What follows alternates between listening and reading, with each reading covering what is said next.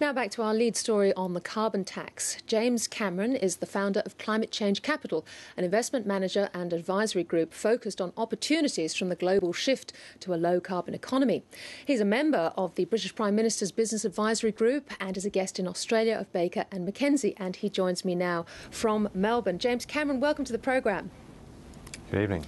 Well, you must be a happy man. You've heard a little bit that our business community is certainly not all happy at all. But I wanted particularly to ask you first about the carbon price of $23 fixed. We heard earlier in the programme Greg Everett from Delta Electricity saying people will not invest based on a $23 fixed carbon price. They'll wait and see how the market trends in the future. Isn't this a concern? Pricing is always difficult to get exactly right. There are some very attractive elements to the Australian legislation. A fixed price is helpful to get more certainty in at the beginning of a system. They've learnt from the European system that you need a little bit more clarity about what the starting point is.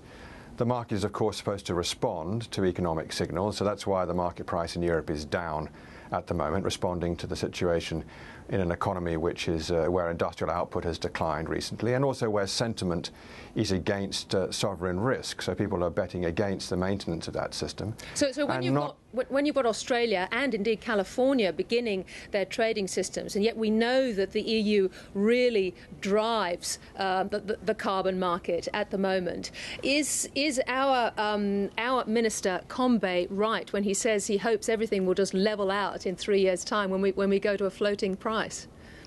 Well, there'll probably be more than one price. I think one of the things you'll have to bear in mind is that for the time being there will not be a single global carbon market, but that capital will try and find ways of attracting that value associated with reducing greenhouse gas emissions wherever it's found in the world.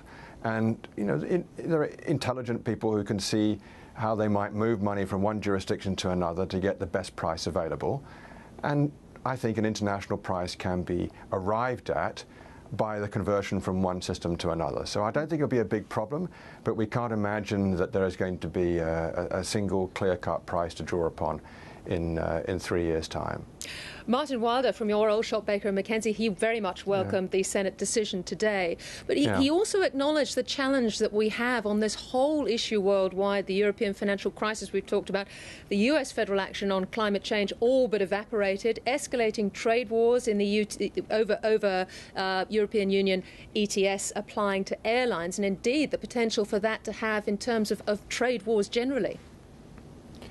Yeah, we have to bear in mind that this is a major economic concern. Trying to find ways of building more resource-efficient, resource-productive economies requires a transition that in some cases will be painful, and there will be not a perfectly harmonised transition, obviously. We know that.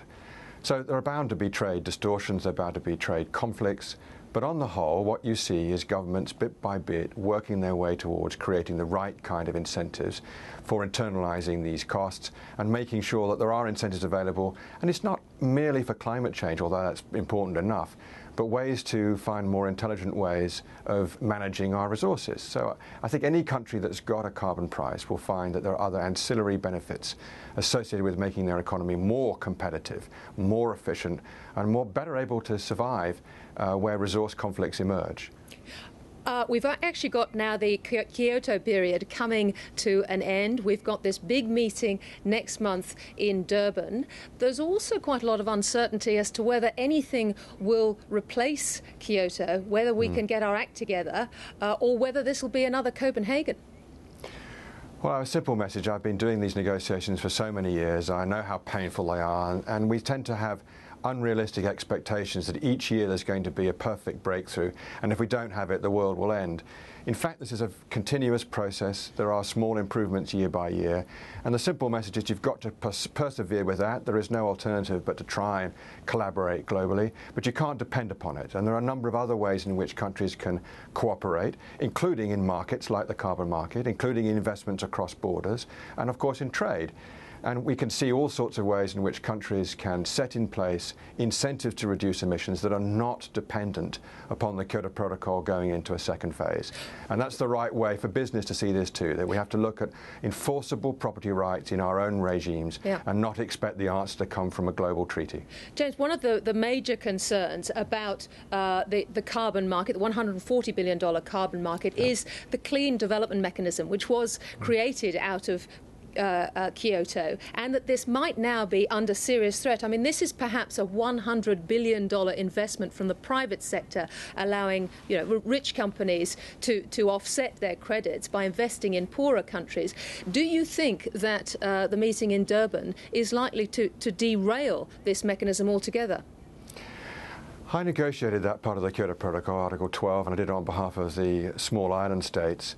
And I remain rather proud of what the Clean Development Mechanism stands for. It's a very sensible way of organising the deployment of capital in developing countries to help the collective action of reducing greenhouse gas emissions. It is more efficient to take a ton of carbon out in an emerging economy than in a developed economy, and it builds goodwill. But I have to say that there have been real problems in making that system work, and I hope that Durban is persevering with the gradual improvement of the system. I also know that you can create an incentive for precisely those kinds of investments in emerging economies with your own domestic legislation, and Australia has effectively done that today. International standards can be kept at the global level and used to provide the rigour and discipline for the importation of credits into domestic systems. And there's one thing that really needs emphasising. Offset's a bit misleading. What we do with those investments is deliver real reductions because of an obligation to reduce, set in law somewhere. Now, the Kyoto Protocol is the starting point. The European Union has carried that on. Australia has just done that today to create a marketplace for carbon, a demand for carbon, which investment will follow. James Cameron, let's hope Durban is as constructive as you hope it will be. Thank you so much for joining us. Let's hope so. Thank you.